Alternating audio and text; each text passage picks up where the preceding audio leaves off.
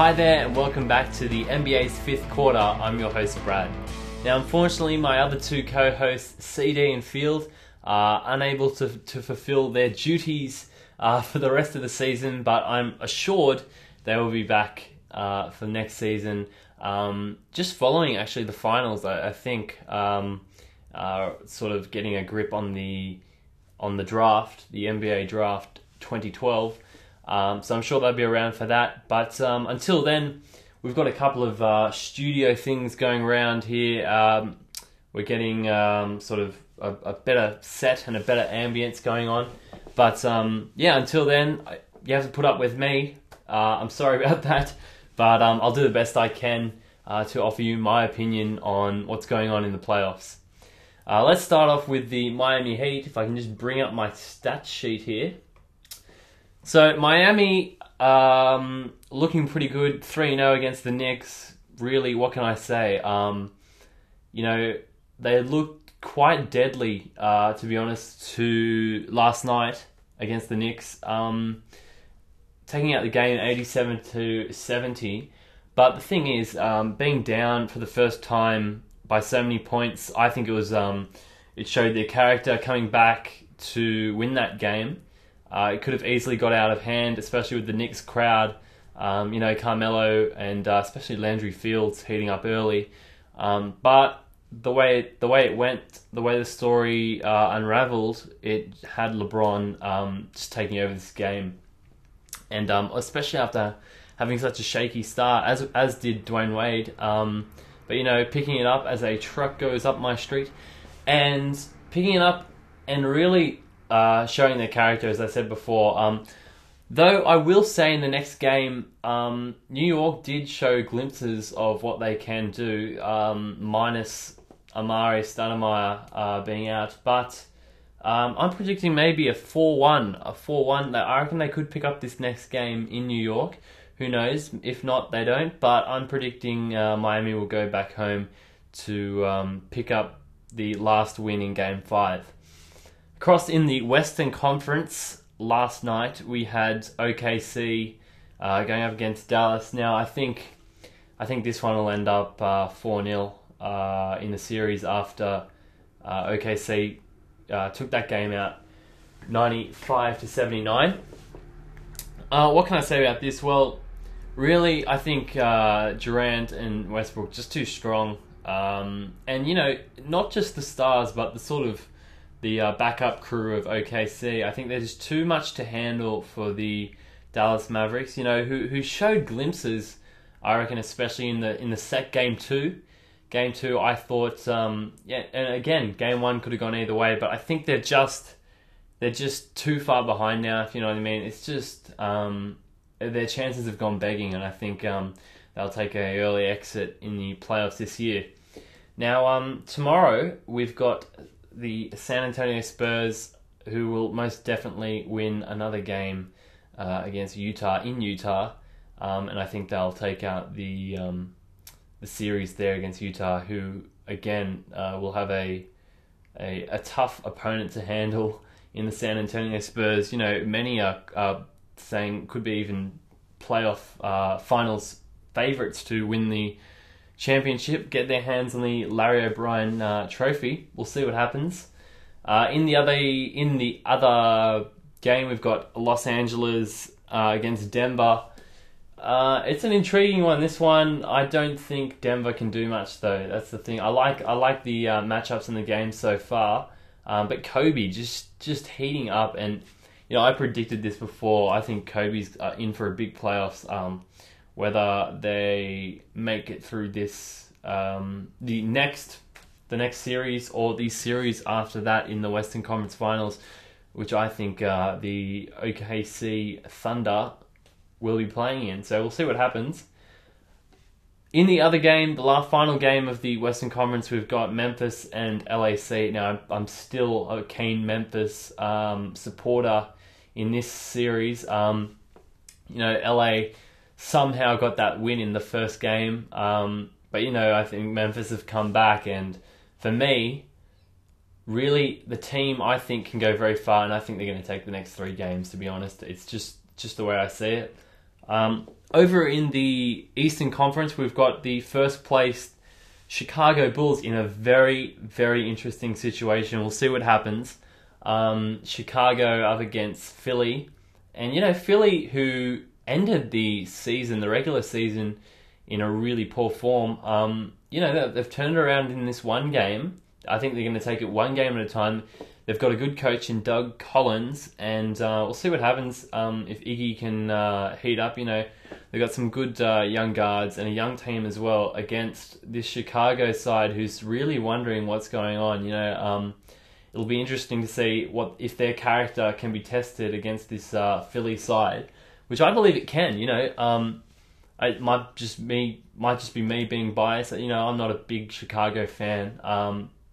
But, we'll see what happens. Chicago could easily win this, but, I'm predicting this to be a long series. We'll see what happens. In the other game, we've got the Indiana Pacers up against Orlando Magic, and, Indiana leads this 2-1 at the moment. I don't think Orlando can come back, to be honest. Maybe a game or two, but it's just going to be Indiana all the way for me. Without Dwight.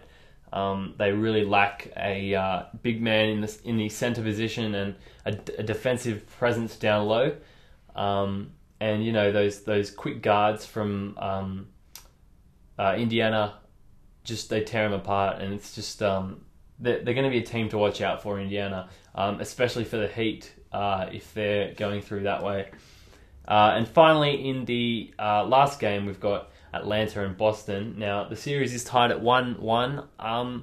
This one's going to be a difficult one to call as well. I think these next two games are going to be the pivotal moments. If either team can pick up just two wins in a row, then they'll take out this series.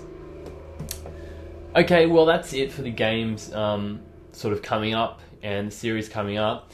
Now, I'd like to speak about the Defensive Player of the Year, Mr. Tyson Chandler. I congratulate him. I thought he did a great job this season. It was really just out of him and Serge Ibaka. I like Serge Ibaka as a blocking sort of presence, but I just down low I can't go past Tyson Chandler. I've got no troubles at all against the decision made. I think it was a great one, and you see he came out with that early block against Miami as well, which is quite funny. But no, I think he's done well. Ibaka, I think he's one more year off. Maybe I think next year it'll be him. We'll see what Dwight does, but I'm not putting Dwight in the background whatsoever. He's been a presence in this league for a very long time. Now, as for the Coach of the Year, Greg Popovich does it again. And I can't put it past him either. He's done a terrific job with San Antonio. With I don't even know how long he's been there. It's for over. They've made the playoffs 15 years in a row, which is just what an achievement that is. But what he's done with Manu, Timmy Duncan, as well as Tony Parker, managing their minutes, as well as bringing the rookies like Kawhi Leonard up through the ranks. It's just been a great thing to watch, and it's really unfolded this season, and I can't wait to see how far they go. Because I'm a firm believer they'll make the finals. They'll run in. They could run into OKC. And they've got the sort of mental edge, I think. Whereas OKC, they're still young, and it's just we'll see what happens. But San Antonio and Greg Popovich doing a great job. Now, as for the Sixth Man of the Year, I can't put it past James Harden, who comes off the bench. Jason Terry also did a good job this season, but can't go past Harden. Just what he brings to OKC. They'd be half the team without. He's just got that presence, and he's got the energy. It's the energy that he brings off the bench, and onto that team. He's got he's a good defender, a good offensive player. He can throw the ball around. It's great to watch, and he can hit from all over the floor. So it's great to watch. I can't put James Harden past the Sixth Man of the Year award. As for the MVP, it's what I see really. This might offend a lot of people, but I see it really out of LeBron and Tony Parker. Now, I don't think Tony Parker will win, but I think LeBron or Tony Parker are very deserving of the award. Probably more so Tony Parker from a one man sort of carrying a team, but the play of LeBron this season has just been, whether you like him or not, it's just been great to watch. And I've never seen, in my experience, a player who can sort of guard five different positions. Now, I heard, I think it was Reggie Miller of ESPN saying Dennis Rodman was the only one he could think of, switching from position to position and just dominating every aspect, whether it be steals, assists, blocking, defending, offense, working on his post game. It's just, and he's in the open court. It's just unstoppable to. It's just unstoppable. He's unstoppable. It's just crazy. But that's that. I got to put LeBron as my MVP. For the Rookie of the Year, Kyrie Irving. I can't really put anyone else in there. If Ricky Rubio didn't get injured, I would have had Ricky for sure. But Kyrie did a really, really good job. And Cleveland, they're a bit more respectable. Since last year, having that awful year with LeBron leaving. But and you got to look to the future with teams like Cleveland.